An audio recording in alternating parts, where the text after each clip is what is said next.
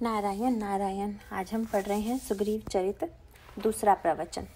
सुग्रीव के नाम पर यदि हम दृष्टि डालें, उस पर विचार करें, तो उसमें सुग्रीव के चरित्र का मूल सूत्र प्रकट हो जाता है। सुग्रीव शब्द का अर्थ आप लोग भली भांति जानते होंगे। गोस्वामी जी ने कहीं कहीं सुग्रीव के स्थान पर सुकंठ शब्द का प्रयोग किया है। राम सुकंठ विभीषण दो, राखे शरण जान सबको। सुग्रीव शब्द का अर्थ यह हुआ कि जिसका कंठ, जिसका गला अथवा गर्दन सुंदर हो। सुग्रीव के सारे अंगों में से ग्रीवा को जो विशेष महत्व दिया गया, इसका क्या तात्पर्य है? रामायण में आप कुछ ऐसे पात्र पाएंगे जिनके नामकरण में अंग विशेष की ओर संकेत किया गया है। जैसे कुंभकर्ण है। कुंभकर्ण का अर्थ है जिसका कान घड़े के समान हो। कुंभकर्ण तो देखने में यूं ही बड़ा विशालकाय था, पर उसे कुंभकर्ण कहने का तात्पर्य क्या है? क्यों?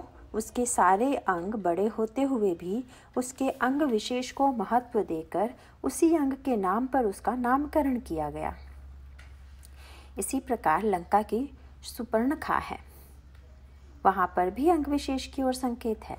सुपर्णखा का अर्थ है जिसके नाखून सूप के समान बड़े बड़े हों।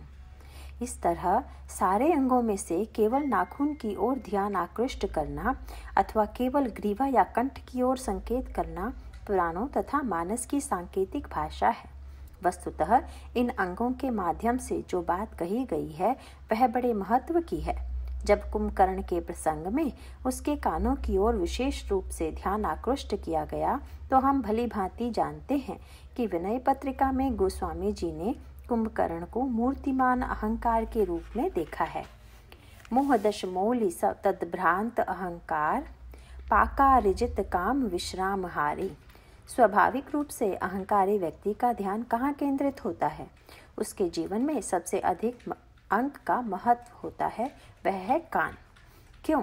इसीलिए कि अहंकारी व्यक्ति निरंतर दूसरों के मुख से अपनी प्रशंसा सुनने को व्यग्र रहता है। जो निरंतर दूसरों से अपनी स्तुति सुनने के लिए व्यग्र रहता है, उसके लिए तो उसका कान ही सबसे महत्वपूर्ण अंग है। कुंभकर्ण के संदर्भ में एक सांकेतिक भाषा यह भी आती है कि रावण जब उसे युद्ध के लिए भेजता है तो पहले उसको खूब शराब पिलाता है। इसका अर्थ क्या यह हुआ कि जैसे कोई व्यक्ति जब शराब पी लेता है तो अपनी वास्तविकता को भूलकर नशे में स्वयं को एक भिन्न रूप में देखने लगता है। यही शराबी का स्वभाव है। इस संदर्भ में एक गाथा बड़ी प्रसिद्ध है। राजा को हाथी पर सवार जाते देखकर एक शराबी ने पूछा, हाथी कितने में बेचोगे? सैनिकों ने उसे दंड देना चाहा, पर राजा ने कहा, केवल पता लगा लो यह रहता कहाँ है। दूसरे दिन राजा ने कहा, अब उस व्यक्ति को ले आओ। जब उस व्यक्ति को बुलाकर लाया गया तो राजा ने मुस्कुराकर कहा, कल तुम हाथी खरीदना चाहते थे, उस समय तो सौदा नहीं हो सका था, अब सौदा हो जाए। तब बेचारे उस आदमी ने साष्टांग प्रणाम करते हुए कहा, महाराज, वह हाथी खरीदने वाला तो कल रात ही चला गया, मैं तो आपकी एक तुच्छ प्रजा हूँ। शराबी जिस समय नशे में होता है उस समय यह भूल जाता है कि वस्तुतः वह क्या है। उल्टे नशे के कारण वह अपने आप को न जाने क्या क्या समझ बैठता है। अहंकार की प्रवृत्ति भी ऐसी ही होती है। दूसरे के मुंह से अपने विषय में सुनना, इससे बढ़कर बुद्धि की कोई विडंबना नहीं हो सकती। अब धन के विषय में तो आप दूसरों से नहीं सुनते कि आपके पास कितना धन है, उसे तो आप स्वयं जानते हैं। परंतु जब आप अपने सद्गुणों के विषय में दूसरों से जानना चाहते हैं तो इसका अभिप्राय है कि आप स्वयं जिस वस्तु को नहीं जानते उसे दूसरों के मुंह से सुनकर उसे वास्तविक मानकर ही स्वीकार कर लेते हैं। रावण जिस तरह कुंभकर्ण को शराब पिलाता है उसका भी सांकेतिक तात्पर्य यही है, और उसमें भी गोस्वामी जी ने एक बड़ा सुंदर शब्द चुना है। रावण ने शराब कैसे मंगाई, शराब किसमें भर कर लाई गई? यहाँ पर वे एक सांकेतिक शब्द देते हैं, रावण मांगे कोटि घट, घड़े भर कर शराब मंगाई गई। बहुत बढ़िया बात है। शराब एक घड़े से निकाली और दूसरे कान के घड़े में समा गई। इसका अभिप्राय यह है कि वस्तुतः जो व्यक्ति अभिमानी है वह इसलिए अभिमानी है कि वह अपनी वास्तविकता को भूला हुआ है, और अपनी वास्तविकता को भुलाने हेतु व्यक्ति किसी न किसी प्रकार के सुरा का सेवन करता ही है। ऐसे व्यक्ति जो कभी नहीं शराब पीते, वे भी जब प्रशंसा की सुरा पीते हैं तो मतवाले हुए बिना नहीं रहते।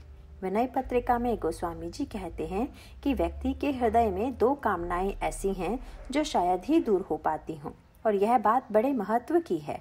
उन्होंने कहा, को भल कहो देऊ कछु, असी वासना न उड़ते जाई। कोई मुझे कुछ दे, यह वासना भी जाना कठिन है, परंतु प्रशंसा सुनने की कामना छूटना उससे भी कठिन है। जिनके हृदय में भौतिक दृष्टि से कुछ पाने की आकांक्षा नहीं है, उनके हृदय में भी कोई हमें अच्छा कहे, हमारी प्रशंसा करे, यह वासना शेष रह जाती है। तात्पर्य यह है कि त्याग करने के वाले के मन में यह वासना शेष रह जाती है कि कम से कम सामने वाला उसे त्यागी तो कहे। इसलिए कुंभकर्ण के संदर्भ में जब उसके कान की ओर संकेत किया गया तो उसका अभिप्राय यह है कि यह कान ही उसके मूल में है, और चलकर इसकी अंतिम परिणति यह होती है कि उसका विनाश भी इसी कान के कारण होता है। कुंभकर्ण विजयी होकर लौट रहा था और उस विजेता की बगल में सुग्रीव दबे हुए थे। युद्ध में सुग्रीव मूर्छित हो गए और कुंभकर्ण ने उन्हें बगल में दबा लिया था। मूर्छा दूर होने पर सुग्रीव ने देखा कि वे कुंभकर्ण की बगल में दबे हुए हैं। इसका अभिप्राय यह है कि श्रेष्ठ से श्रेष्ठ व्यक्ति के जीवन में भी कभी ऐसा होता है कि अभिमान उसे दबा देता है। महान से महान व्यक्ति भी कभी कभी अभिमान का बंदी हो जाता है, परंतु बुद्धिमत्ता इसी में है कि मूर्छा दूर होने के बाद भी वह बंदी ना बना रहे, अपितु चैतन्य हो जाए, अहंकार के बंधन से मुक्त हो जाए। सुग्रीव ने क्या किया? सुग्रीव के चरित्र की सबसे बड़ी विशेषता क्या है? इसकी चर्चा मैं विस्तार से करना चाहूँगा। सुग्रीव अपनी क्षमता से भली भांति परिचित है। दुर्भाग्य तो उन लोगों का है जो अपनी क्षमता को नहीं जानते कि वे क्या हैं। सुग्रीव को कम से कम यह तो ज्ञात है कि वे कुंभकर्ण को परास्त नहीं कर सकते। प्रभु ने एक दिन लक्ष्मण जी से कहा, लक्ष्मण, मेरी दृष्टि में तो तुमसे बढ़कर कोई योद्धा नहीं है। रावण से भी तुमने युद्ध किया, मेघनाद से भी किया और उसका वध ही कर दिया, परंतु बड़े आश्चर्य की बात है कि जब कुंभकर्ण लड़ने आया तो उससे लड़ने के लिए तुमने मुझसे एक बार भी अनुमति नहीं मांगी और उससे नहीं लड़े। लक्ष्मण जी ने मुस्कुरा कर कहा, महाराज, बाकी दुर्गुणों को लड़कर परास्त किया जा सकता है, पर अहंकार को तो आप ही मार सकते हैं, जीव उसे नहीं मार सकता। इसीलिए यह काम मैंने आप पर ही छोड़ दिया। जो कार्य जीव की क्षमता से बाहर है उसे करने का दावा मैं क्यों करूं? यहाँ भी वही संकेत है। कुंभकर्ण अब तक तो विजेता बनकर लौट रहा था, अब क्या हो गया? संकेत किया गया, काटे सी दसन नासिका काना। सुग्रीव ने अपने दांतों से कुंभकर्ण के नाक कान काट लिए। क्या संकेत है? जब अहंकारी व्यक्ति के अहंकार पर चोट लगती है तो वह तिलमिला उठता है। कान और नाक यह सांकेतिक भाषा है। कान उसके नाम कुंभकर्ण के साथ ही जुड़ा हुआ है और नासिका से भी आप भली भांति परिचित ही हैं। मानो वह अभिमान का प्रतीक ही बन गई है। अभिमानी व्यक्ति को सबसे अधिक चिंता यही रहती है कि कहीं नाक न कट जाए। नाक और कान दोनों ही अहंकार की ओर संकेत करते हैं। ये दोनों जो अहंकार के केंद्र हैं, उन पर जब प्रहार किया गया तब कुंभकर्ण पुनः लौटकर युद्ध क्षेत्र में आ जाता है और भगवान श्री राम के द्वारा उसका वध कर दिया जाता है। वहाँ पर भी बड़ी सांकेतिक भाषा का प्रयोग किया गया है कि भगवान श्री राघवेंद्र ने कुंभकर्ण को मारने से पहले उसके मुख को बाणों से भर दिया। इसका क्या अर्थ है? अहंकारी व्यक्ति की समस्या यह भी है कि जब कोई प्रशंसा करने वाला मिल जाए तो वह सुनना चाहता है, और यदि कोई प्रशंसक न मिले तो वह स्वयं अपने मुख से अपनी प्रशंसा करने लगता है। इसीलिए भगवान श्री राम सबसे पहले कुंभकर्ण के मुंह को बाणों से भर देते हैं और उसकी भुजाओं को काट देते हैं। यह कुंभकर्ण से लड़ने की पद्धति है। रावण से युद्ध भिन्न पद्धति से किया गया, परंतु कुंभकर्ण से लड़ते समय पहले उसका मुंह बाणों से भर दिया गया और दोनों भुजाएं काट दी गई। मैं और तू, ये अभिमान की 2 भुजाएं हैं। यह जो मैं है वह तू के बिना नहीं रह सकता। इसका अभिप्राय यह है कि हम अभिमान तभी करते हैं जब कोई दूसरा हो। हम सामने वाले से तुलना करके कहते हैं कि मैं इसकी अपेक्षा श्रेष्ठ हूँ। इसलिए अभिमान की मैं और तू रूपी दोनों भुजाएं काट दी गई और भगवान राम ने बाणों द्वारा उसके मुख को बंद करके उसकी आत्म प्रशंसा की वृत्ति को मिटा दिया। इसके बाद कुंभकर्ण भगवान के सम्मुख आ जाता है। शरण ही भरा मुख सन मुख धावा, काल त्रोण सजीव जनु आवा। इसका एक दूसरा तात्पर्य भी है। धर्मरथ के प्रसंग में बाण का स्वरूप बताया गया है। शम दम यम नियम आदि ही बाण हैं। सम जम नियम सिली मुख नाना, भिन्न भिन्न साधन और सत्कर्म ही धर्मरथ में विजय पाने वाले योद्धा के बाण हैं। भगवान ने कुंभकर्ण पर बड़ी कृपा की। उन्होंने अपने बाणों से उसके मुंह को भर दिया और तब वह प्रभु के सामने आ गया। इसका अर्थ क्या है? इसका अर्थ यह है कि जो आलसी व्यक्ति है वह स्वयं तो साधना कर नहीं सकेगा। भगवान ने कृपा करके उसके मुख को बाणों से भर दिया और कहा, हाँ भाई, अब सम्मुख होने के लिए जिस साधन की जरूरत है वह मैंने तुम में आरोपित कर दिया है। अब चले आओ। इस प्रकार कुंभकर्ण प्रभु के सन्मुख आता है, मैं ईश्वर के सन्मुख आता है और अंत में वह मैं ईश्वर में विलीन हो जाता है। कुंभकर्ण के मुख से तेज निकलता है और भगवान में समा जाता है। तासु तेज प्रभु बदन समाना। अभिमान या तो पूरी तौर से निशेष हो जाए अथवा भगवान में समा जाए। यदि हमारे जीवन में अभिमान हो तो भगवान के संबंध का अभिमान हो। तो इस तरह कुंभकर्ण के संदर्भ में एक पात्र के रूप में अहंकार का विश्लेषण किया गया। उसी प्रकार शूर्पणखा भी है। शूर्पणखा का तात्पर्य यह है कि यूँ तो हम निरंतर अपने सारे अंगों की सुरक्षा करते रहते हैं और सावधान रहते हैं कि कोई भी अंग कट ना जाए, परंतु देह में नाखून एक ऐसा अंग है जिसे कटने से बचाना नहीं अपितु उसे काटना ही पड़ता है।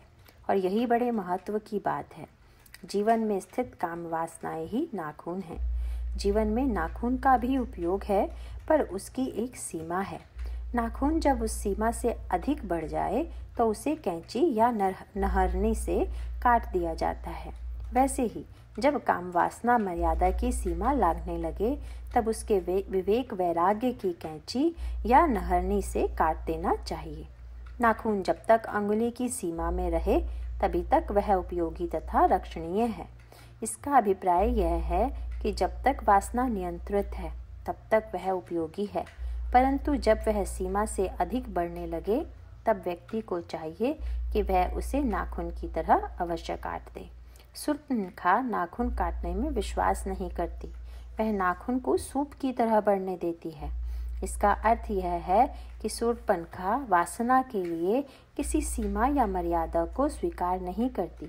वासना चाहे किसी दिशा में जितना भी बढ़े वह उसे यथेष्ट छूट देती है। बड़ी सुंदर बात यह है कि जो नाखून नहीं काटेगा उसकी नाक कान जरूर कटेगी। शूर्पणखा के दोनों कट गए ना। इसका अर्थ है कि जिसे काटना है उसे बचाएंगे तो जिसे नहीं कटना चाहिए वह कट जाएगी। इन नामों के माध्यम से मानव जीवन में आने वाली समस्याओं तथा साधना के संदर्भ में उसके स्वरूप की ओर संकेत किया गया है। कुंभकर्ण और शूर्पणखा के जीवन में जैसे कान तथा नख की प्रधानता दी गई है, वैसे ही सुग्रीव के संदर्भ में उनकी ग्रीवा को प्रधानता दी गई है। वैसे तो सुंदरता के संदर्भ में ग्रीवा का महत्व है, पर साधारणतः जब किसी को सुंदर कहा जाता है तब उसकी आंखों की अथवा उसके मुख की ओर ध्यान जाता है। लेकिन यह जो सुग्रीव के गले की ओर ध्यान दिया गया, इसका क्या तात्पर्य है? सुग्रीव के चरित्र की सबसे बड़ी विशेषता है अभिमान का अभाव, और बाली के जीवन का सर्वाधिक दुर्भाग्यपूर्ण पक्ष था अभिमान का अतिरेक। इसीलिए बाली ने जब भगवान राम से प्रश्न किया, आपने मुझे क्यों मारा, तब भगवान राम ने बाली के ऊपर बारंबार अभिमान का ही आरोप लगाया। भगवान ने बाली से यही कहा, मूढ़ तो ही अतिशय अभिमाना, नारी सिखावन करसी न काना, मम भुज बल आश्रित तेहि जानी, मारा चहसी अधम अभिमानी। इसका सांकेतिक अभिप्राय यही है कि सद्गुणों के साथ अभिमान की समस्या ही सर्वाधिक जटिल है। यही बाली के चरित्र की समस्या है। अब बाली और सुग्रीव के संदर्भ में जरा उनके शरीर पर ध्यान दीजिए। बाली के शरीर में सर्वाधिक महत्वपूर्ण अंग कौन सा है? उसकी भुजा। और सुग्रीव के शरीर में सर्वाधिक महत्व दिया गया है उसकी ग्रीवा को। इसका सीधा सा तात्पर्य यह है कि बाली जब देखता है तो अपनी भुजाओं को देखता है। मेरी ये भुजाएं हैं, इनमें इतनी सामर्थ्य है कि विश्व विजेता रावण को भी मैंने पकड़कर बगल में दबा लिया था। बाली के जीवन में यह जो कांक का महत्व है, यह अहंकार की ओर संकेत है। एक कहत मोहि सकुच अति रहा बाली की कांक। अब सुग्रीव के चरित्र में जो गर्दन को महत्व दिया गया है, इसका क्या अर्थ है? याद रहे, जब कोई व्यक्ति किसी को प्रणाम करेगा, किसी के सामने झुकेगा, तो उसे गर्दन जरूर झुकानी पड़ेगी। इसका सांकेतिक अभिप्राय क्या है? जब हम किसी को माला पहनाते हैं तो सम्मान का सूचक है, परंतु उसमें आप एक क्रम पाएंगे और वह क्रम बड़ा सुंदर है। जिस व्यक्ति के गले में माला पहनाई जाएगी, स्वाभाविक रूप से उसे उस समय वह अपना सिर झुका लेगा। भगवान श्री राम के चरित्र में इसका यही पक्ष प्रस्तुत है। धनुर्भंग के प्रसंग में इसका बड़ा रसपूर्ण संकेत दिया गया है। भगवान राम के द्वारा धनुर्भंग होता है और चारों ओर भगवान राम की जय जयकार होने लगती है। संपूर्ण ब्रह्मांड में जय ध्वनि फैल जाती है। तब जनक नंदिनी श्री सीता जी जयमाल लेकर आती हैं। वहाँ पर यही संकेत है कि जहाँ पर भगवान श्री राम खड़े हैं, वहाँ पर श्री सीता जी जयमाल लेकर पहुँच जाती हैं। और तब सखियाँ जानकी जी से कहती हैं कि आप श्री राघवेंद्र के वक्ष में जयमाल धारण कराइए। तब श्री सीता जी ने अपने दोनों हाथों से जयमाल को उठा लिया। सुनत जुगल कर माल उठाई। बड़ी विचित्र स्थिति है। लोग तो इसे कई रूपों में प्रस्तुत करते हैं। किसी वक्ता से मैंने ऐसा भी सुना है कि भगवान राम तो सिर झुकाने के लिए तैयार ही नहीं थे। मानो उनका भाव था कि राम तो विश्व विजेता हैं, सोचते हैं कि मैं भला सिर क्यों झुकाऊं। तब एक योजना बनाई जाती है। लक्ष्मण जी झुके श्री राम के चरणों में प्रणाम करने के लिए, और प्रभु जब उन्हें उठाने के लिए झुके तो बस उसी समय सीता जी ने भगवान राम को जयमाल पहना दी। अब ऐसी योजना के द्वारा जो लोग जयमाल पहनवाते हैं, उनके विषय में तो हम कुछ कहेंगे नहीं, परंतु कम से कम गोस्वामी जी के मन में ऐसी कोई योजना नहीं थी, क्योंकि उनके राम ऐसे नहीं हैं। वे तो संसार में सबके सामने झुकने के लिए प्रस्तुत हैं। तो क्या सीता जी के सामने झुकने में उन्हें हेठी लगेगी? यह तो मानो अपनी ही वृत्ति को श्री राम पर आरोपित कर देना है। मैंने एक पुराना चित्र देखा, अंगद या हनुमान जी के संदर्भ में। विशेष रूप से अंगद के संदर्भ में वह चित्र था जिसमें वे रावण की सभा में अपनी पूंछ का आसन बनाकर बैठे हुए हैं। इस चित्र के पीछे यही वृत्ति है। कहा जाता है कि अंगद ने सोचा, वाह, मैं भला रावण से नीचे बैठूं, और तब उन्होंने अपनी पूंछ का आसन बना लिया। उसमें कोई बड़प्पन की बात हो ऐसा तो मुझे नहीं लगता। नीचे बैठ जाने में लघुता हो और ऊंचे बैठ जाने में श्रेष्ठता हो, इस धारणा से जो ग्रस्त हैं वह व्यक्ति तो अभिमान से मुक्त नहीं है। यदि ऐसी स्थिति में हनुमान जी रावण के सामने खड़े हो जाते हैं तो क्या छोटे हो जाते हैं? तुलसी के हनुमान तो कहते हैं, रावण में हाथ जोड़कर तुमसे प्रार्थना करता हूँ, विनती करऊँ जोरी कर रावण। कभी कभी व्यक्ति इन पात्रों पर जब अपनी मनोवृत्ति को आरोपित कर लेता है, तब ऐसी बात कहता है जो वस्तुतः भक्ति सिद्धांत के अनुकूल नहीं है। अब सीता जी जयमाल उठाई खड़ी हुई हैं। ऐसी स्थिति में गोस्वामी जी क्या कहना चाहते हैं? यह कि जब कोई व्यक्ति सिर झुकाएगा तो स्वाभाविक है दूसरा व्यक्ति भी तत्काल उसे माला पहना देगा। परंतु यहाँ तो अनोखा दृश्य है।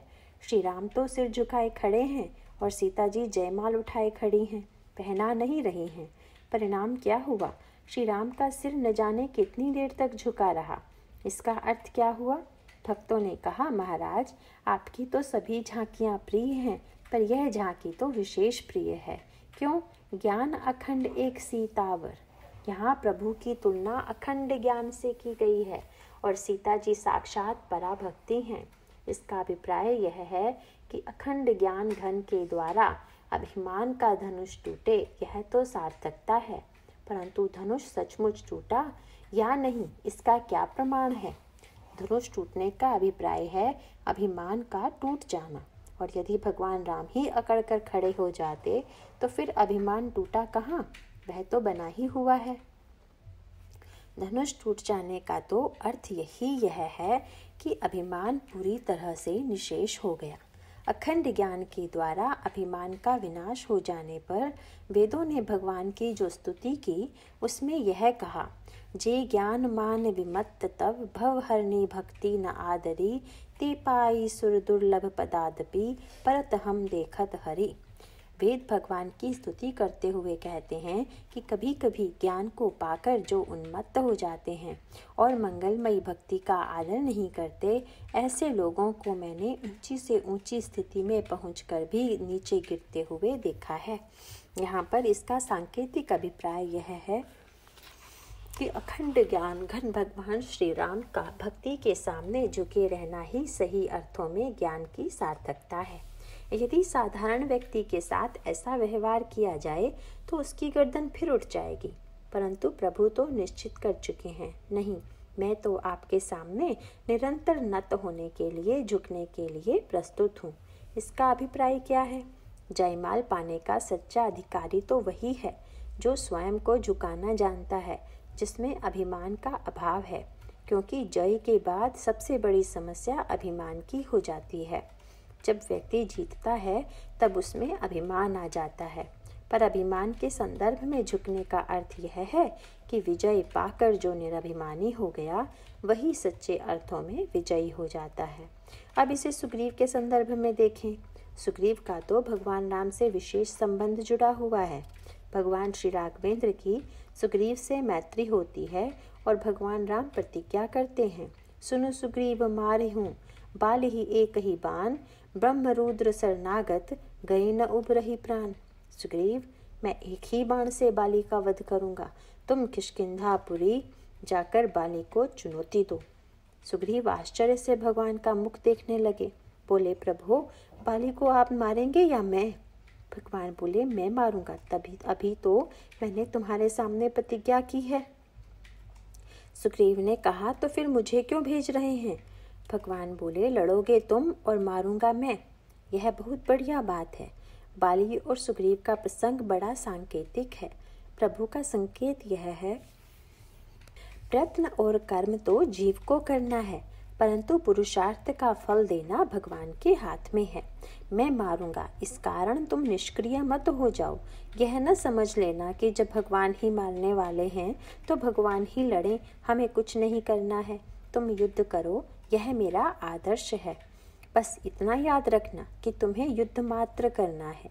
कहीं यह भ्रम न पाल बैठना कि तुम बाली को मारने में, उस पर विजय पाने में समर्थ हो। भगवान का आदेश पाकर सुग्रीव ने जाकर बाली को चुनौती दी, और जब बाली तथा सुग्रीव का युद्ध हुआ तो बाली ने सुग्रीव पर घूंसे से प्रहार किया। यह भुजा ही बाली का सबसे विशिष्ट अंग है। यह उसका दुर्भाग्य है कि उसे अपनी इन भुजाओं पर बड़ा अभिमान है, क्योंकि उसकी इन भुजाओं ने जितनी समस्याएं खड़ी की उतनी और किसी ने नहीं की। बाली ने जितनी बुराइयों को हराया, शायद ही किसी दूसरे ने उतनी को हराया हो। उसने रावण को, दुंदभी को, मायावी को हराया। ये तीनों ऐसे दुर्गुण हैं जिनको जीतना अत्यंत कठिन है, पर बाली ही एक ऐसा पात्र है जो तीनों पर विजय प्राप्त करता हुआ दिखाई देता है, परंतु उसकी यह विजय ही उसके जीवन में सबसे बड़े दुर्भाग्य का कारण बनी। इस विजय से उसके मन में यह अभिमान हो गया कि मैंने रावण, दुंदुभी और मायावी सबको हरा दिया, अतः मुझसे अधिक महान और कौन होगा। हमारे पुराणों तथा रामायण की कितनी सांकेतिक भाषा है। हर जगह आपको बाली की एक ही मनोवृत्ति दिखाई देगी। बाली ने जब रावण को जीत लिया तो उसे मार देता, पर उसने उसे मारा नहीं, बगल में दबा लिया। और दबाया तो कितने दिनों तक दबाया रहा? 6 महीनों तक, और 6 महीने तक उसे बगल में दबाए हुए चारों ओर घूमता रहा। यह तो सबसे बढ़िया व्यंग है। बाली ने यह सोचा कि मैंने रावण को हरा तो दिया, किंतु इसको मार कर फेंक दूंगा तो शायद किसी को यह पता भी नहीं चलेगा कि रावण को किसने पराजित किया, किसने उसे मार दिया। यदि जीवित छोड़ दूं तो हो सकता है कि रावण यह कहता फिरे कि बाली मुझे हरा नहीं सका। अतः बाली ने रावण को हरा दिया और प्रमाण पत्र के रूप में उसे बगल में दबाए घूमता रहा। लोगों को दिखाता फिरा कि मैं कितना बड़ा विजेता हूँ। यही अभिमानी का स्वभाव है। प्रदर्शन, दिखावा, मैं हूँ कैसा, इसका प्रश्न नहीं, पर लोग मुझे किस रूप में जाने, इसका दिखावा किया जाता है। दुंदभी के संदर्भ में भी यही हुआ। दुंदभी राक्षस से उसने युद्ध किया और उसे मार दिया। मार देने के बाद फिर वही वृत्ति। दुंदभी राक्षस को मार देने के बाद उसने उसके शव को उठा लिया और ऋष्यमुख पर्वत पर फेंक दिया, जहाँ ऋषि मुनियों का आश्रम था। उसे फिर वही चिंता हुई थी कि इससे मैंने मार तो दिया है, परंतु लोग देखें कि मैंने मारा है, मैंने कितना बड़ा काम किया है। और यह प्रदर्शन ऋषि मुनियों के समक्ष किया गया। ऋषियों ने शाप दे दिया, क्योंकि शव जब वहाँ गिरा तो आश्रम में उसकी हड्डियाँ बिखर गई और शरीर के अंग बिखर गए और इससे आश्रम अपवित्र हो गया। यह ऐसा पर्वत है जहाँ पर ऋषि लोग मूक होकर निवास करते हैं। बोलने की सार्थकता भगवान के चरित्र के संदर्भ में तो है ही, पर मूक हो जाने का तात्पर्य यह है कि जब हम अपने अंतर हृदय में भगवान के ध्यान में तल्लीन हो जाएं और वाणी की गति अवरुद्ध हो जाए तो वह मानो सर्वोत्कृष्ट स्थिति है। वाणी में प्रदर्शन की वृत्ति हो सकती है, पर मौन का अभिप्राय है विशेषता को प्रदर्शित करने की वृत्ति का अभाव। अपनी वाणी में कितनी सामर्थ्य है, इसे प्रकट करने की वृत्ति का न होना ही मौन है। ऐसी स्थिति में ऋषियों को लगा कि इतना श्रेष्ठ कार्य करने के बावजूद जिस व्यक्ति के मन में केवल दिखाने की वृत्ति है कि लोग देखें कि मैंने कितना बड़ा काम किया है, और इसके लिए वह व्यक्ति ऋष्यमुख पर्वत को तथा आश्रम को अपवित्र करने वाला है, वह यदि ऋष्यमुख पर्वत पर आएगा तो उसकी मृत्यु हो जाएगी। ऋषियों के द्वारा दिया गया यह श्राप ही सुग्रीव के लिए वरदान बन गया। कैसे? लक्ष्मण जी ने भगवान श्री राम से पूछा, प्रभु आपने क्या सोचकर सुग्रीव से मित्रता की है? उसकी सारी कथा सुनकर तो यही लगता है कि भागना ही उसका चरित्र है। आपने क्यों ऐसे व्यक्ति को अपना मित्र बनाया? प्रभु हंसकर बोले, लक्ष्मण जरा इसके दूसरे पक्ष पर भी तो ध्यान दो। तुम्हें लगता है कि बाली की अपेक्षा सुग्रीव दुर्बल है और बाली बलवान है, तो याद रखो सुग्रीव जब भागा और बाली ने उसका पीछा किया तो वह सुग्रीव को पकड़ नहीं सका। इससे यही समझ में आता है कि बाली भले ही अधिक शक्तिशाली हो, पर भागने की कला में सुग्रीव ही अधिक सक्षम है। बाली उसे पकड़ पाने में समर्थ नहीं हो पाया। यह बड़ी अच्छी बात है। भागने की ऐसी कला कि अभिमान हमें बंदी न बना सके, पकड़ न सके। भागने की इससे बड़ी सार्थकता और क्या हो सकती है? और देखो, यह पता लगाने की कला में भी कितना निपुण है। उसने पता लगा लिया कि बाली कहाँ नहीं आ सकता। यह बहुत बड़ी समस्या है ना, क्योंकि सुग्रीव जहाँ जाता बाली उसका पीछा करता है। पर सुग्रीव कितना विलक्षण निकला।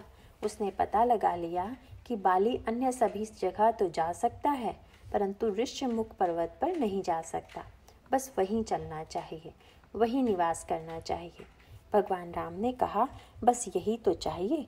सीता जी का पता लगाने के लिए इससे अधिक उपयुक्त दूसरा कौन होगा? सीता जी कहाँ हैं, इसका पता लगाने के लिए उतनी दूर दौड़कर पहुँचने के लिए तो यह सुग्रीव ही सबसे अधिक उपयुक्त पात्र है।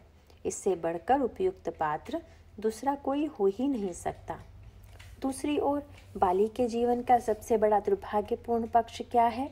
वह मायावी से लड़ने जाता है। सुग्रीव साथ में है, पर जब वह गुफा के द्वार के निकट पहुंचा तो सुग्रीव से कहा कि तुम मेरे साथ भीतर मत आओ, मैं अकेला जाऊंगा।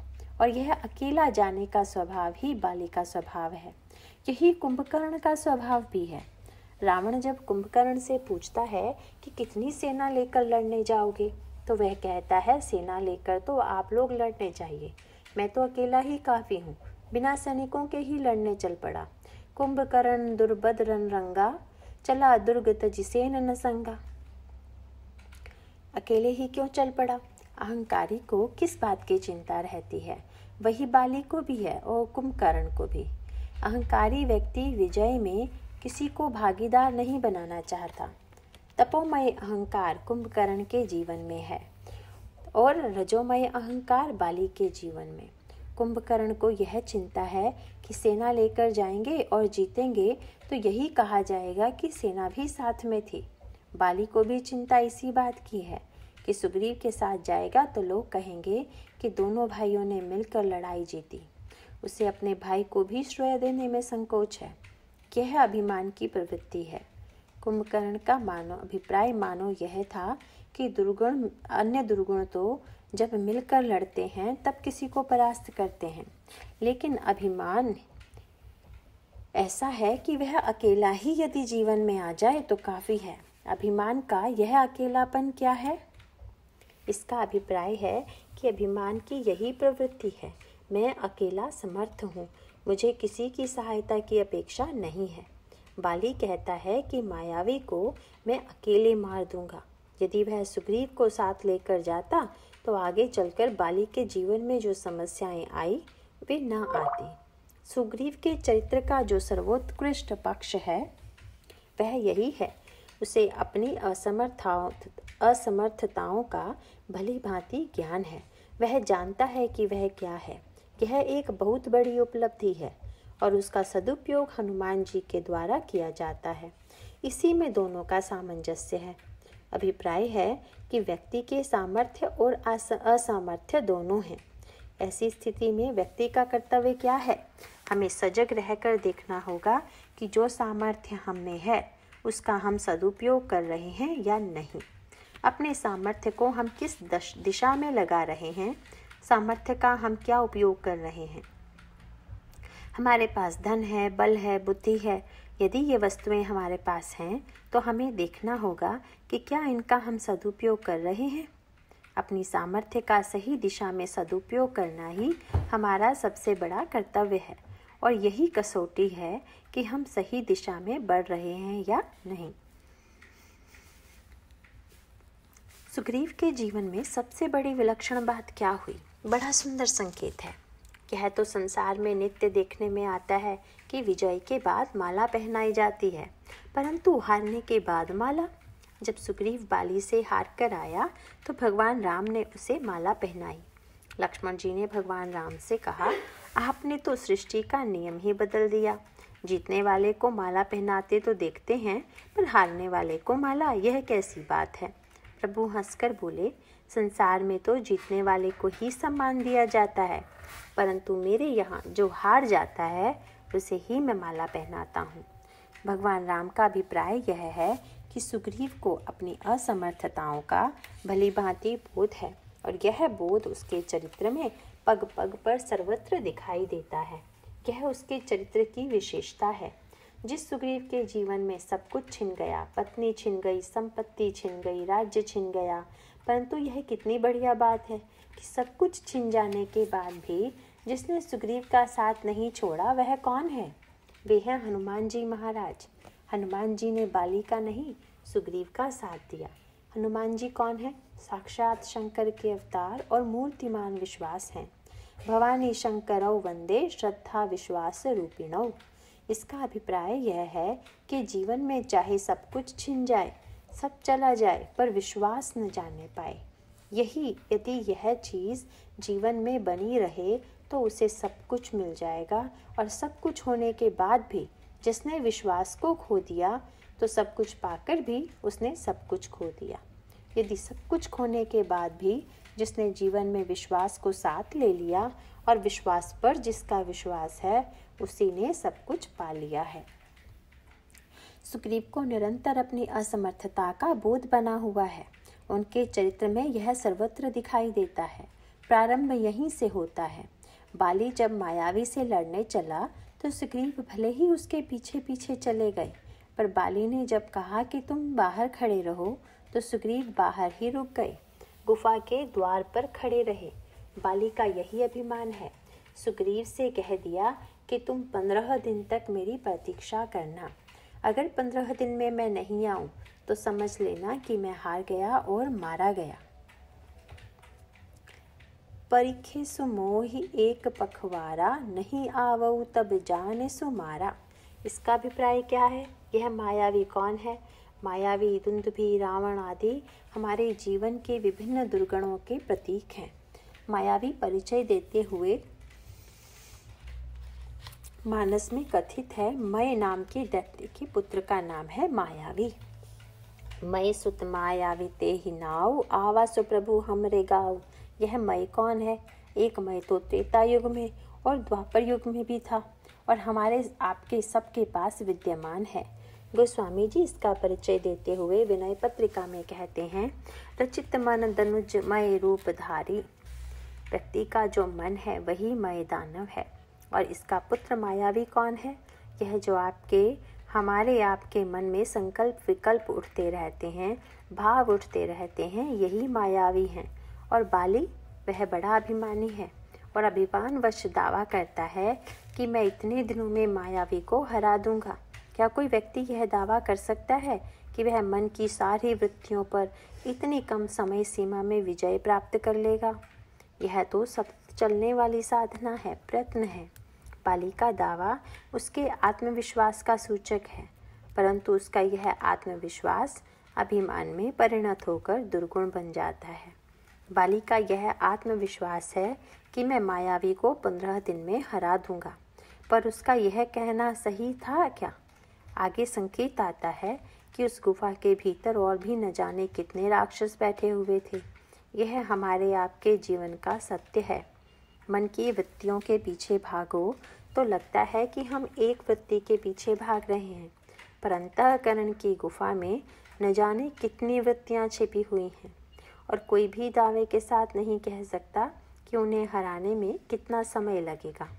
परंतु बाली अभिमान के कारण मायावी को अकेला मानने की भूल कर बैठता है और दावा करता है कि मैं उसे 15 दिन में जीत लूँगा। परिणाम क्या हुआ? वह भीतर गया तो अधिक समय लग गया।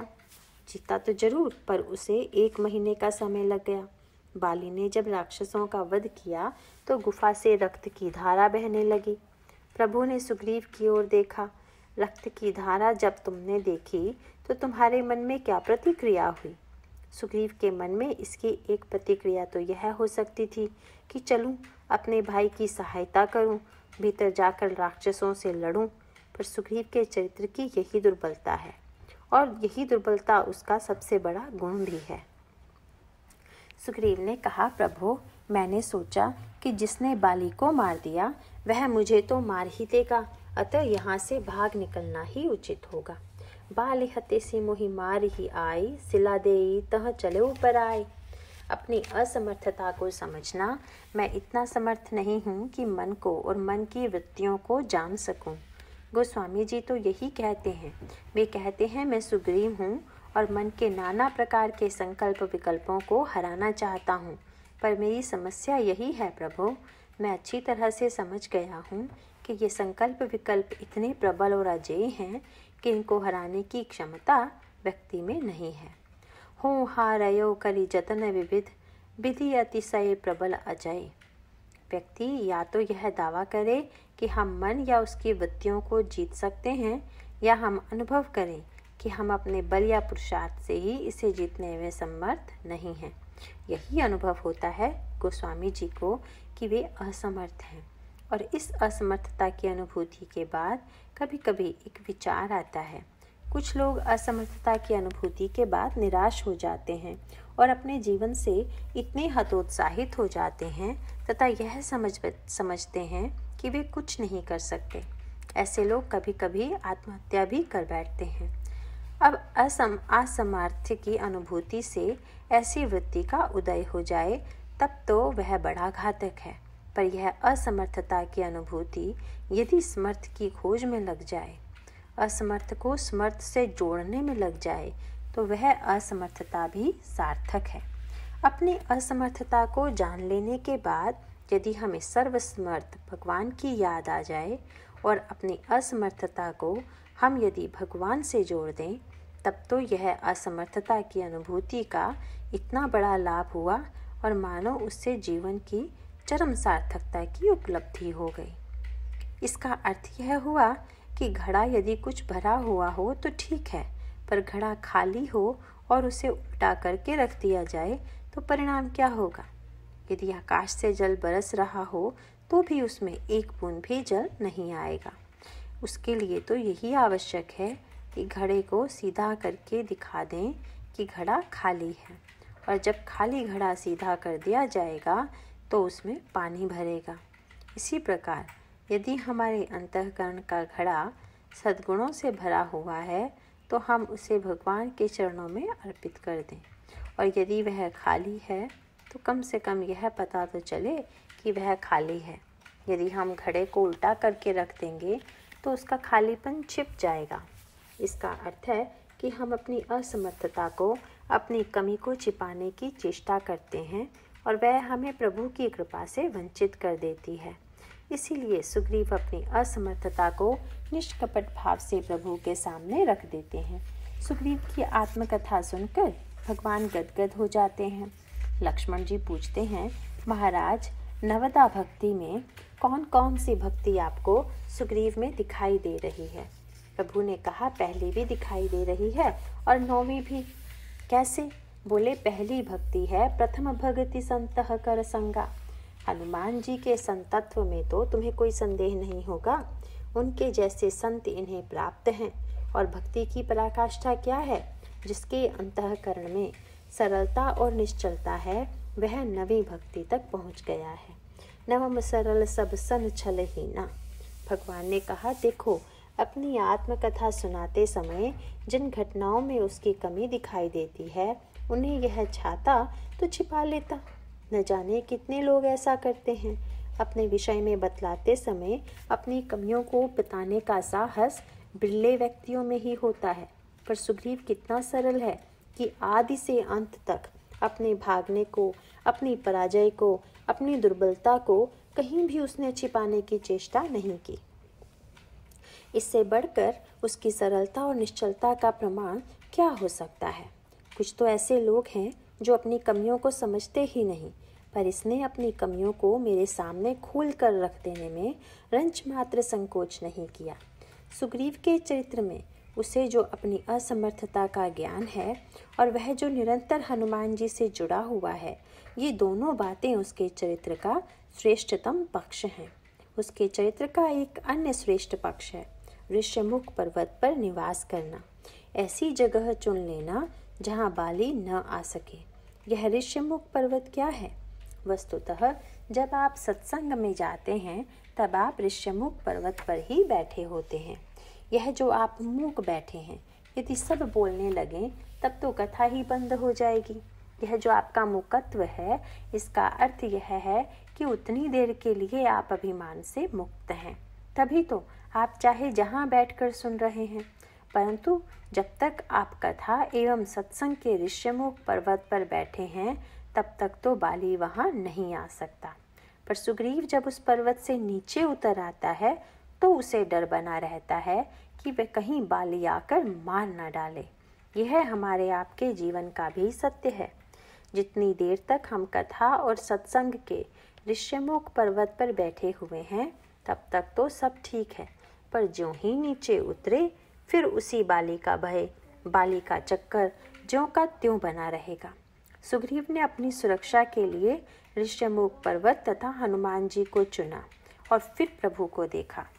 भगवान श्री राम और लक्ष्मण जी को ऋष्यमुख पर्वत की ओर आते देख सुग्रीव भयभीत हो जाते हैं। आगे चले बहुरी रघुराया, ऋष्यमुख पर्वत नियर आया। तह रह सचिव सहित सुग्रीवा, आवत देखी अतुल बल सीवा। अति सभीत कह सुनु हनुमाना। बस सुग्रीव का चरित्र यहीं से आरंभ होता है। भगवान को देखकर वे डर गए, अति सभीत। पहले जो डर था वह प्रभु को न पहचान कर था, पर अब भगवान को पहचान लें तब डर उपयोगी है या नहीं? वैसे तो भय वृत्ति की निंदा और अभय वृत्ति की प्रशंसा की जाती है, लेकिन उसे उलट कर यूँ कहें कि जब तक हमारा भय संसार को लेकर है तब तक वह दुखदायी है, पर जब वह भगवान से जुड़ जाता है तब वह जीवन के लिए कल्याणकारी बन जाता है। विनय पत्रिका में तो गोस्वामी जी भगवान से यही मांगते हैं। वे कहते हैं, प्रभु मुझे 3 वृत्तियाँ दीजिए, कौन कौन सी? बोले सुत की प्रीति प्रतीति मीत की नृप जो डर डरिए। पुत्र के प्रति जैसा पिता का प्रेम होता है वैसा प्रेम दीजिए। मित्र को जैसे मित्र का विश्वास प्राप्त होता है वैसा विश्वास दीजिए। परंतु इस प्रेम और विश्वास के साथ गोस्वामी जी ने यह बात जोड़ दी कि राजा से प्रजा को जैसे डर लगता है उसी तरह मुझे भी निरंतर आपसे डर लगता रहे। यह बड़ा मनोवैज्ञानिक संकेत है। प्रेम और विश्वास महानतम वस्तुएं हैं, पर उनके साथ एक समस्या जुड़ी है। भगवान हमें पुत्र मानकर प्रेम करें, मित्र मानकर मित्रता करें, पर भगवान का प्रेम तथा विश्वास पाकर हम इतना निश्चिंत न हो जाएं कि चाहे जैसा आचरण करने लगे। भगवान का प्रेम और विश्वास यथेच्छाचार करने की स्वतंत्रता नहीं है। अनर्थकारी आचरण व कार्य हमारे जीवन को नष्ट कर देंगे। तब हम प्रभु के प्रेम और विश्वास को भी खो बैठेंगे। किसी सुंदर वृक्ष की रक्षा के लिए जैसे काठ की बाड़ बनाई जाती है, वैसे ही प्रेम और विश्वास की सुरक्षा के लिए भय की बाड़ होना जरूरी है। भगवान के भय से मुक्त हो जाना, निश्चिंत हो जाना उचित नहीं है। रामायण में सबसे अधिक निर्भय यदि कोई है तो वे हैं लक्ष्मण जी, पर भगवान से सर्वाधिक डरने वाले भी वही हैं। वे निर्भय तो इतने हैं कि जिन परशुराम जी से संसार के सारे लोग कांपते हैं, उन परशुराम जी से लक्ष्मण जी कह देते हैं, भृगुवर पर दिखावहु मोहि विप्र बिजारी बचहु नृपदोहि। यहाँ कुम्हड़ बतिया को नाही जे तर्जनी देखी मरी जाही।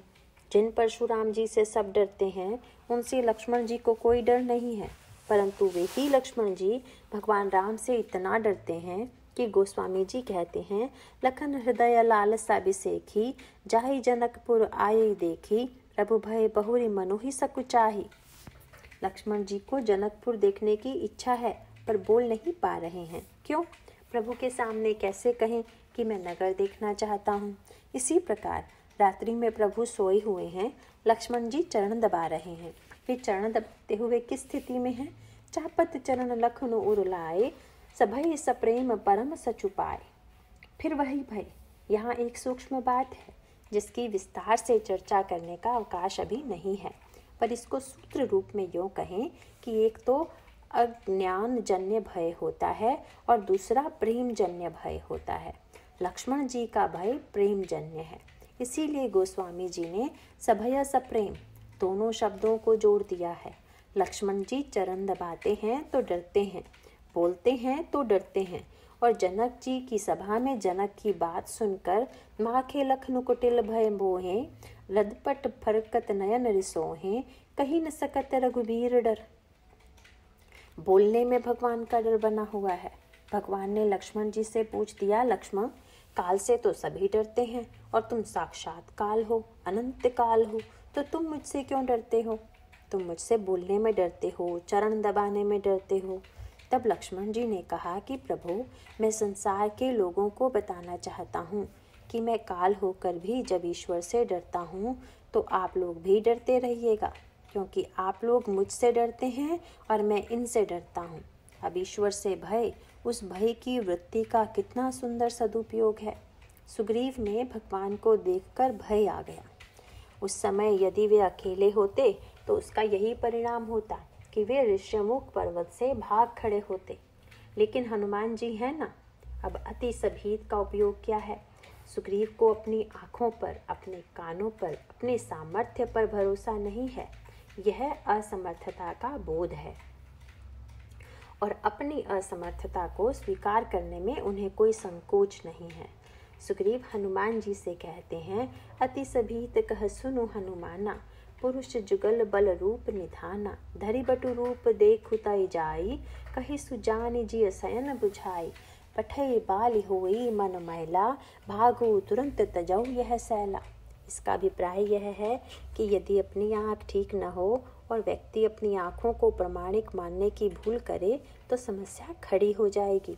ऐसे बहुत से लोग होते हैं जिनकी आँखें ठीक नहीं हैं, परंतु प्रमाण मानेंगे अपनी ही आँखों को। रावण की सबसे बड़ी यही समस्या थी। अंगद ने रावण से कहा, हनुमान जी ने मुझे एक सूचना दी थी, उस पर मुझे संदेह हो रहा था कि ऐसा भला कैसे हो सकता है, परंतु यहाँ आकर पता चला कि उनकी सूचना बिल्कुल ठीक थी। उन्होंने कहा था कि लंका में एक 20 आँखों वाला अंधा और 20 कानों वाला बहरा रहता है। मैं समझ नहीं पा रहा था कि ऐसा कैसे हो सकता है। 20 की 20 आँखें थोड़े ही फूट जाएंगी, एक आध तो ठीक होगी।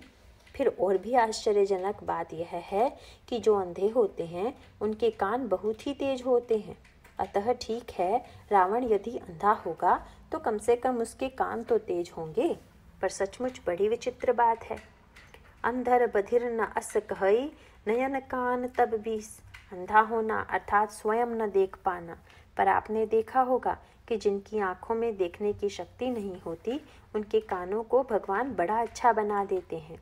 ऐसे कई महानुभावों को मैंने देखा है जिनके पास आंख नहीं है, परंतु बस एक ही शब्द सुनकर वे बता देंगे कि कौन बोल रहे हैं। अब इसका सांकेतिक तात्पर्य यह है कि आँख अर्थात स्वयं अपनी बुद्धि से जानना, और कान अर्थात जिसे हम नहीं जान पाते उसे विश्वास पूर्वक दूसरे से सुनना। देखना और सुनना ये जीवन की दो प्रक्रियाएं हैं। एक में बुद्धि का उपयोग है, दूसरे में विश्वास का। रावण का दुर्भाग्य यह है कि वह न तो स्वयं ईश्वर को देख सकता है और न विश्वास कर सकता है। जो ईश्वर के बारे में बताना चाहते हैं उन पर विश्वास नहीं कर सकता। इसीलिए अंगद की भाषा में रावण अंधा और बहरा दोनों है। अब प्रश्न यह है कि सुग्रीव आँख वाले थे या नहीं। वैसे तो इसके पीछे और गंभीर आध्यात्मिक भाव है, परंतु मैं केवल संकेत सूत्र दे दूं। गोस्वामी जी एक अद्भुत बात कहते हैं। श्री राम ज्ञान है और विनय पत्रिका में हम देखते हैं कि वे सुग्रीव की तुलना भी ज्ञान से करते हैं। लक्ष्मण जी को वे वैराग्य कहते हैं और हनुमान जी को भी वैराग्य बताते हैं। अब इसे आप मिलाकर देखें। सानुजसीय समेत प्रभु राजत पर्ण कुटीर, भगति ज्ञान वैराग्य जनु सोहत धरे शरीर। ज्ञान रूप श्री राम और वैराग्य रूप श्री लक्ष्मण। और विनय पत्रिका में वे कहते हैं, कैवल्य साधन अखिल भालु मरकट, विपुल ज्ञान सुग्रीव कृत जलधि सेतु। जो समस्त भालू और बंदर हैं वे मोक्ष के विविध साधन हैं और सुग्रीव ज्ञान हैं। उसी पद में आगे गोस्वामी जी कहते हैं कि हनुमान जी प्रबल वैराग्य हैं, प्रबल वैराग्य दारुण प्रबंधन तनय। अब इसका अर्थ क्या हुआ? ज्ञान और वैराग्य के एक रूप श्री राम और श्री लक्ष्मण हैं और दूसरे रूप सुग्रीव और हनुमान जी हैं। पर इन दोनों में अंतर है या नहीं? अंतर है। इसीलिए भगवान राम को जब ज्ञान कहा गया तो उस ज्ञान शब्द के साथ एक शब्द और जोड़ दिया गया जो सुग्रीव के साथ नहीं जोड़ा गया। वह शब्द क्या है? ज्ञान अखंड एक सीतावर। भगवान राम अखंड ज्ञान है। इसका अभिप्राय यह है कि ज्ञान कभी किसी भी कारण से तिरोहित नहीं होता। निरंतर एक रस रहने वाला जो है वह अखंड ज्ञान है। दूसरा ज्ञान जो सुग्रीव है वह सूर्य का अंश है, सूर्य ज्ञान का प्रतीक है। भगवान राम किष्किंधा कांड में सुग्रीव की ओर संकेत करते हुए बताते हैं कि सूर्य के साथ एक समस्या है। क्या? सूर्य स्वयं तो प्रकाशमय है, पर कभी कभी आकाश में जब बादल छा जाते हैं तब उसका प्रकाश दिखाई नहीं देता।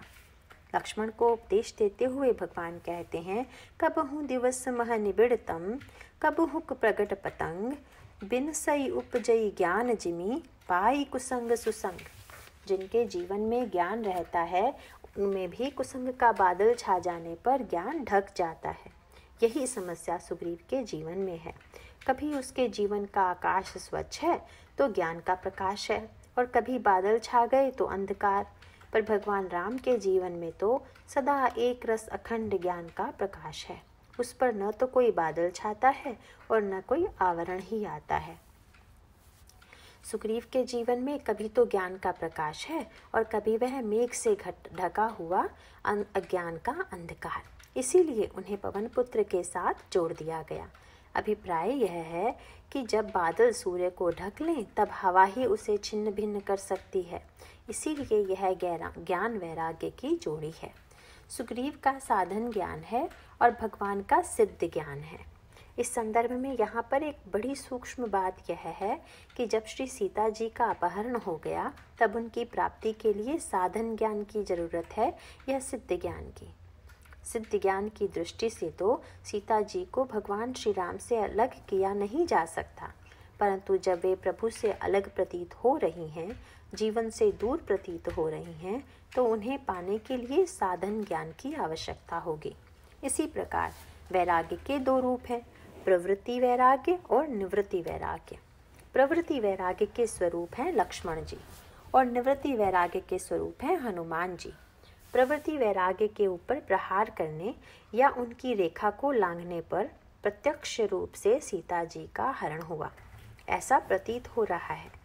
तब ऐसी परिस्थिति में श्री सीता जी को पुनः प्राप्त करने के लिए, पुनः लौटाने के लिए निवृत्ति वैराग्य की आवश्यकता है।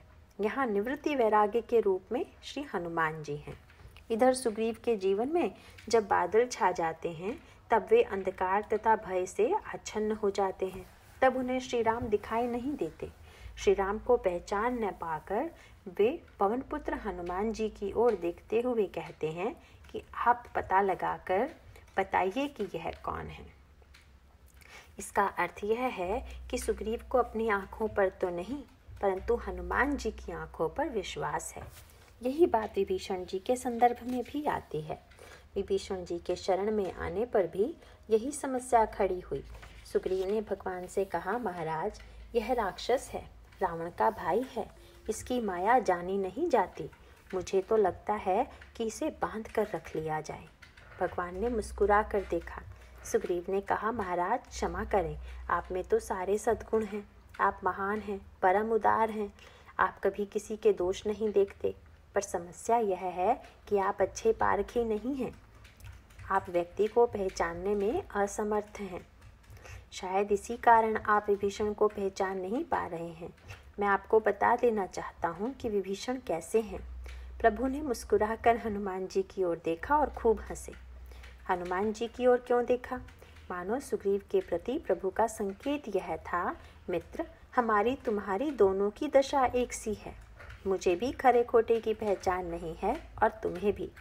तुम मुझे देखकर नहीं परख पाए और मुझे बाली का भेदिया समझ लिया। इसका अर्थ है कि तुम्हारी भी आंखें बहुत बढ़िया नहीं हैं। तो एक काम करें, हनुमान जी से पूछ लें। प्रभु ने हनुमान जी से पूछा, हनुमान तुम बताओ कि विभीषण कैसे हैं? प्रभु का तात्पर्य यह है, हनुमान तुम्हारी आंख पर सुग्रीव को विश्वास है और मुझे भी है, इसीलिए तुम जो निर्णय दोगे उसे हम प्रामाणिक मान लेंगे।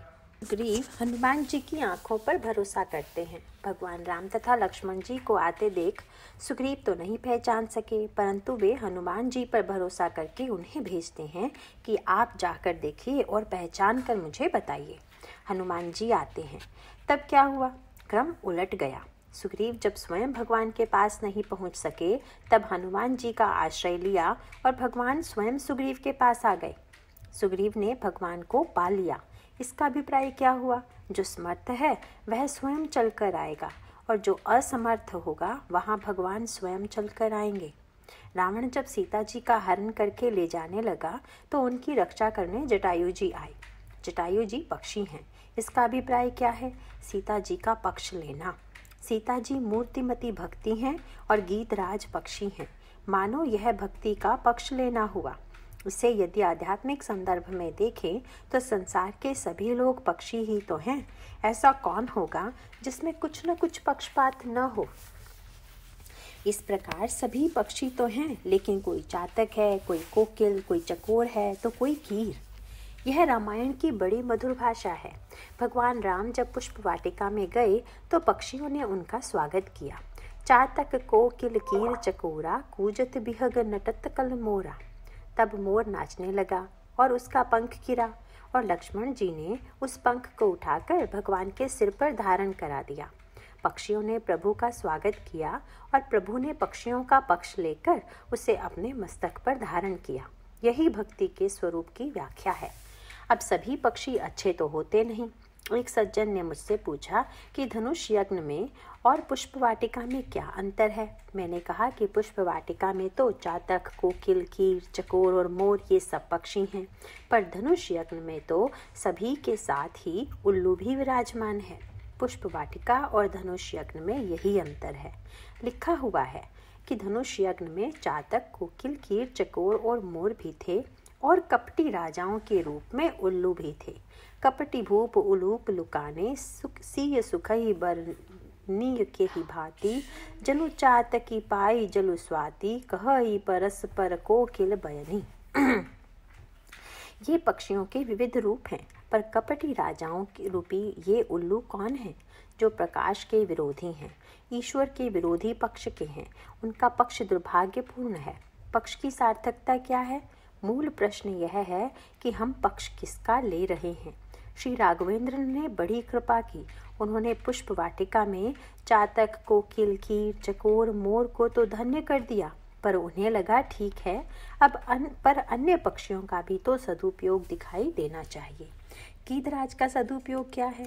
रावण सीता जी का हरण करके ले जा रहा है, उनका पक्ष लेकर रावण को चुनौती देना, यह गीधराज के जीवन का सर्वोत्तम पक्ष है।